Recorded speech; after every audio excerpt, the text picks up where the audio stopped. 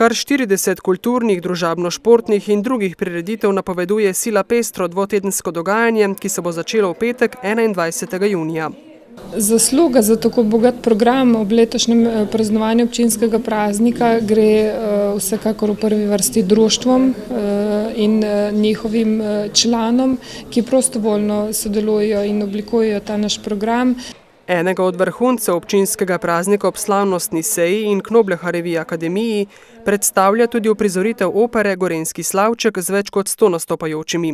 Pod režisersko taktirko se je podpisal priznanju pokojeni baritonist ljubljanske opere Zdravko Perger, k sodelovanju pa so povabili tudi domačo folklorno skupino Plamen.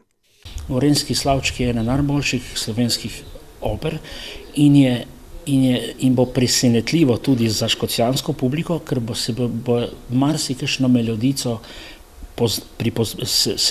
poznalijo v teh izvedbah, ker niti ne vejo, da so te napevi in te stvari pač vključeni v operi. Ne? Bo 22. junija, neposredno pred občinsko stavbo, zunaj na odprtem prostoru, ob 21. uri.